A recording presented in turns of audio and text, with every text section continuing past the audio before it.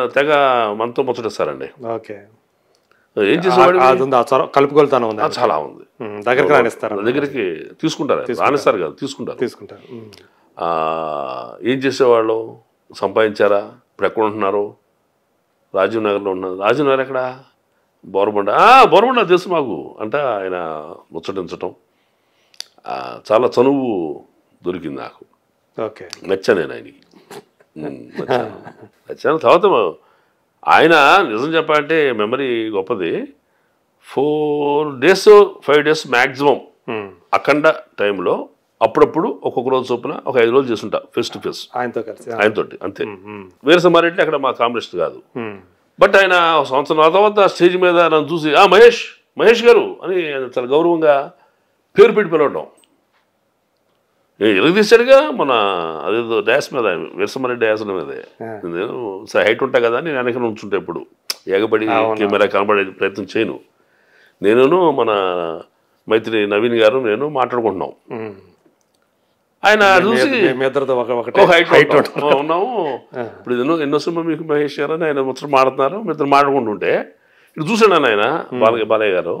అదో మన మహేష్ గారు పిండేశాడుగా అఖండలో, రా అని చెప్పి పిలిచి సెకండ్ ఇచ్చి ఆ మహేష్ గారని గౌరవంగా పిలవటం అనేది గొప్ప పేరు గుర్తుంచుకో అంటే అంత ఎంత పరిచయం మాకు ఇద్దరికి?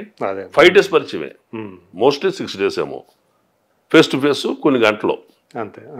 బట్ ఆయన మనసులో అట్లా ఉన్నా అంటే అది జ్ఞాపకం ఉంచుకొని ఆ కన్సర్న్ పెట్టుకోవడం అనేది అంటే మనం ఆర్టిస్ట్గా నచ్చాము అనేది కొంచెం నాకు నమ్మకం కలిగింది. నేను వ్యక్తిగా ఏమి తప్పు చేసే మనిషిని గాను, లేకపోతే చొరబడి వాళ్ళ ప్రాపకం కోసం వెళ్ళాలని ఎక్కడికి పోను.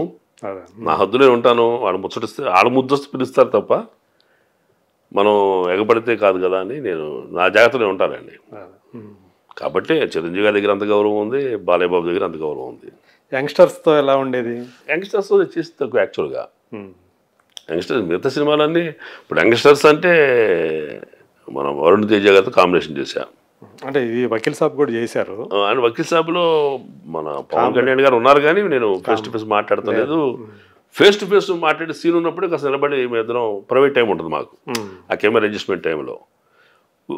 గద్దరకొండ గణేష్ టైంలో నా కాళ్ళు నరికే సీను వరుణ్ తేజ అని ఉన్నారు, కూర్చున్నారు. సరే ఊనే కాసేపు ఈ ఒకరోజు అయిపోద్ది పరిచయం, మంచి మాట మాట్లాడి కాస్త దగ్గర అవుదామనే ఉద్దేశంతో, బాబు నేను పెదనాన్నగారితో ఖైదీ చేశాను తెలుస్తారు మీరు నాకు అన్నాడు. రంగస్థలం తెలుస్తారు నాకు అన్నాడు. మళ్ళీ నేను చెప్పేది చేశాను చెప్పడం కాదు, వాడితో చాలా మంచివాళ్ళు, షట్టు పట్టుకుని మెడపెట్టి గట్టిన వాళ్ళు నన్ను ఏం చేయలేదు, కానీ మీరే నా కాళ్ళు నరికారు పగబట్టా అన్న. బళ్ళు నవ్వాడు ఆయన, సూపర్ సార్ మీరు సూపర్ అని. మళ్ళీ చేయలే వరుణ్ తేజతోటి. నెక్స్ట్ వైష్ణవ్ తేజతోటి ఈ సినిమా చేశాం కదా. ఆయన డౌన్ టు ఎర్త్ పర్సన్, నిజంగా చాలా డౌన్ టు ఎర్త్, చిన్న ఆర్టిస్ట్లా ఉంటాడు ఆయన. అంటే ఫస్ట్ తనకి డెబ్యూ ఫిలిమే కదా. Debut film. ఇప్పటికీ కూడా ఆయన బిహేవియర్లో ఎక్కడ మార్పు లేదు. సో ఆ ఫ్యామిలీ అంతా కూడా ఒక రెస్పెక్ట్తోనే, భయం రెస్పెక్టు, ఎదుట మనుషులకి గౌరవం ఇవ్వటం అంతా బాగుంటుంది.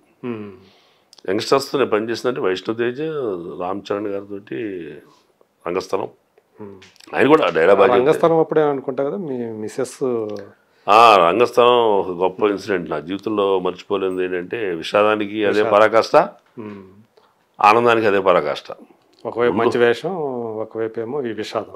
1వ తారీఖు ఆవిడ చనిపోయింది. మీ అంటే మీ సాంసారిక జీవితం ఎక్కువ కాలం మీరు గడపకుండానే 20 years నా జీవితం భర్తగా భర్త సచనలు నాకు. ఓకే. 1వ తారీఖున April 1st చనిపోయింది ఆవిడ, 2017. April 5th నా డేట్ ఇచ్చినారు రంగస్థలం. 4 రోజులు గ్యాప్ అంతే.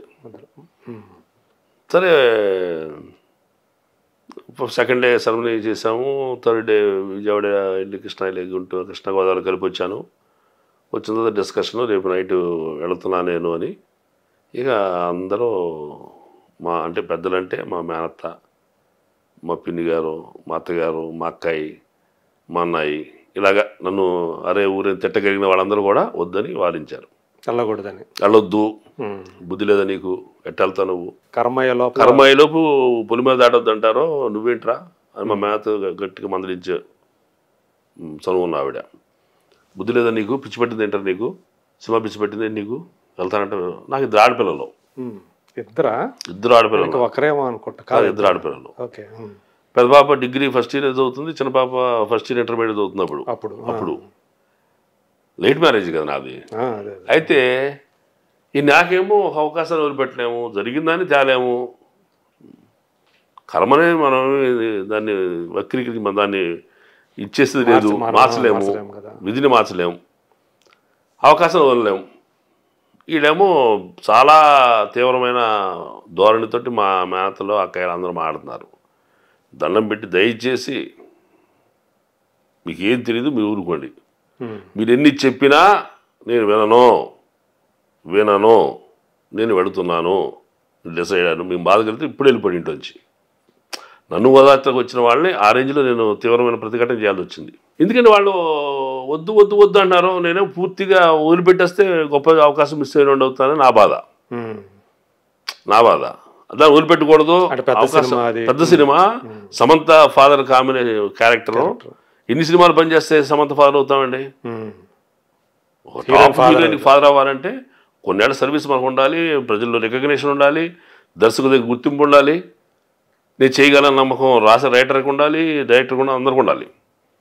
సో అది రెండో సినిమాకి వచ్చింది భాగ్యం. అది ఎందుకు వచ్చిందంటే చిరంజీవి గారితో ఆ సినిమా చేయటం, సుకుమార్ గారు నన్ను పిలిపించటం, నన్ను మాట్లాడించడం, నాతో మాట్లాడదని రైటర్ నన్ను గౌరవం అంతా కలిసి వెరసి అది తండ్రి పాత్రకి వెళ్ళా.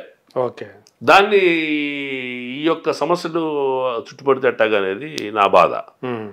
నేను ఒకటి చెప్పాను మీకు, రామ్ చరణ్ సమంత గారి కాంబినేషన్ మీకు తెలియదు, మైత్రి మూవీస్ యొక్క వాల్యూస్ మీకు తెలియదు, సుకుమార్ గారు ఎవరో మీకు తెలియదు, ఆయన గొప్పతనం మీకు తెలియదు, సమంత ఫాదర్గా నాకు వచ్చే ఒక ఇమేజ్ మీకు తెలియదు, మీరు చెప్పే పులి మీద దాడితే ప్రమాదం విషయం కూడా మీకు తెలియదు. వినడం తప్ప ఎక్కడ చచ్చారో తెలుసా మీకు? అయితే నువ్వు చెప్పు, నీ జీవితంలో విన్నావా నువ్వు? ఒక కారణాల వల్ల ఆయన అంటే ఉంచుతారు, ఒంటరికి పోతే డిప్రెషన్ అయ్యి సస్తాడని చెప్పి పులి మీద దాటొద్దని భయపెడతారు. సైకలాజికల్గా అంతే నాకు తెలిసిన నాలెడ్జి అని నేను అప్పటికప్పుడు విశ్లేషణ వచ్చి పులి మీద దాటొద్దని అంత తీవ్రమైన వాదన చేసి అత్త నేను చెబుతున్నా ఎడుతున్నా, నిజంగా మీరు చెప్పిన మీరు నమ్మినట్టుగా పులి మీద దాటుతున్న సస్తాననుకో, ఇద్దరు ఆడపిల్లలు దయవిಟ್ಟು కాపాడండి, లేదా గాలి వదిలేసండి, ఆడపిల్లలు కదా అటువంటి బతుకుతారన్న. అక్కడ ఉరుమూసారు. ఇక అక్కడ ఆగిపోయారు. మా అన్నయ్య సరే మీరు ఒత్తిడి చేయమాకండి, పెద్దబాబు డిసైడ్ అయ్యాడు కదా వెళ్ళి వస్తాడులే అని మా అన్నయ్య కొంచెం ఇక అందరు ఆగమని చెప్పడంతో సరే రా నీ ఇష్టం ఇల్లు అన్నారు. నేను బిక్కుమంటాను వెళ్ళా. అంటే యాక్చువల్గా ఆ టైంలో కొంతమంది మీకు వ్యతిరేకం అయ్యారు బాగా. మొత్తం మహిళా జాతి అంటే నన్ను తిట్టే స్థాయిలో నా అక్క బంధువులు ఎంత సర్ది చెప్పినా మనసులో అయితే వాళ్ళ అలా ఉంటుందిగా, మూర్ఖంగా వెళ్తున్నాడని. అయితే నేను ఆ సందర్భంలో ఏం చేశానంటే,